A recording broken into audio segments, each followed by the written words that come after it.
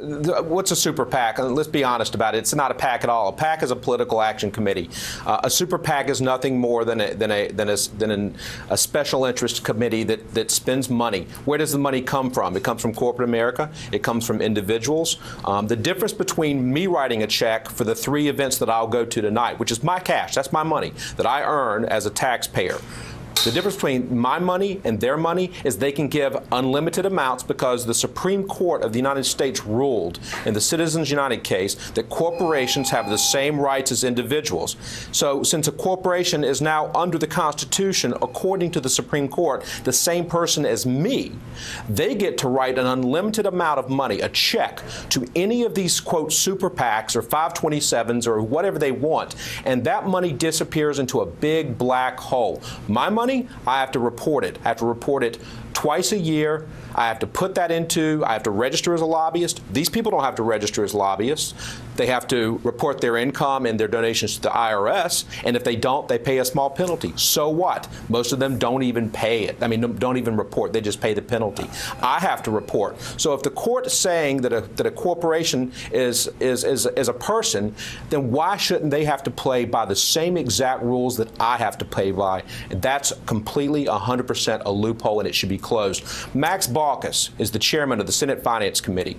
He issued a letter today to the commissioner of the IRS questioning not Republican groups, but every super PAC in 527 and C3, 501c3, 501c4, C5, and C6, saying to the IRS, go and investigate who these people are, where their money's coming from, and if in fact they're breaking the law.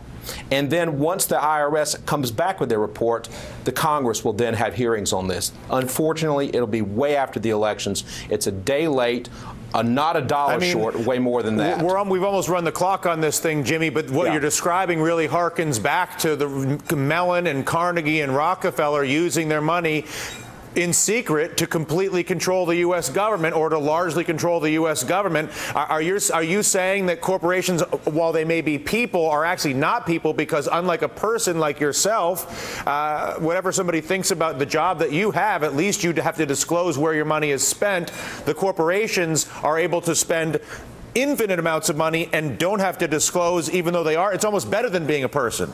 That's correct. Listen, why be a person when you can be someone like that, or a labor union, or a trade association, or any of those entities, and you can just funnel money into a big black hole, and you don't have to report. Every cab I take, every check I write, every meal I have, every single bit of that it's a complete invasion of my privacy and of my career. I'm willing to do it to show that actually I play by the rules. Jack Abramoff didn't play by the rules. By the way, what happened to Jack Abramoff? I would like to see the IRS go after these folks, and that includes labor unions. That includes the not-for-profits that are actually out there getting these checks. They're not profiting by them, but they're spending them on political advertisements that are saying vote for or vote against someone. That should not be the case. Transparency is the short-term fix. The long-term fix, get money out of politics and go to federally financed elections. If 180 million people filed taxes in 2008, every one of those people, if they gave $4, that would get every single member of Congress, every senator, and the president of the United States $1 million per cycle to run on. $4 equals $1 million to run ads. And by the way, I just want to say this. I know we're running for time, but let's be honest about this. Who in the end, and your guys up there upstairs in your office building aren't going to like this very much, but I'm just going to be blunt about it because I like to be blunt. If we go to federally financed election, in the end, who's it going to hurt the most? It's going to hurt the TV stations and the networks because that ad money is going to disappear and vanish in thin air, and then what are they going to do for revenue? Well, they might actually have to provide valuable information and analysis and create an audience, which is a harder thing to do. I cannot tell you how much I appreciate not only your coming on, but your candor. Before I let you go, Jimmy, just because what you're saying is so alarming and so concerning, and I think it's understandable that you say what you say. somebody watching this program wants to address their energy, they've been informed by you, and they want to direct that energy to address the specific loophole that is corporations spending money unlimited in secret, unlike a human lobbyist, which may be offensive to some, but at the very least you can see the person. Where do you direct your attention? Call your member of Congress, call your senator, call the White House, call the Chamber of Commerce, call Emily's List, if you're a member of a labor union, call your labor union, call your elected representatives and the people that represent you both publicly and privately, and say to them, I don't want a single penny of my money. By the way, if you're a shareholder of a publicly traded corporation and you don't know that your corporation is spending tens of millions of dollars to go into these black holes, I can guarantee you, I bet you they are.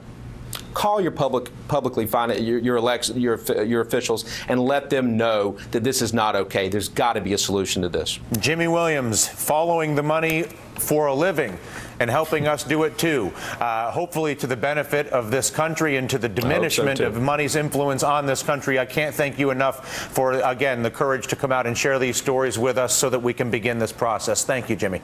Thanks, Dylan. All right, Jimmy Williams out of D.C. still ahead here on the DR Show. None of the above. New signs that Americans want more choices when it comes to who they vote for and how they vote.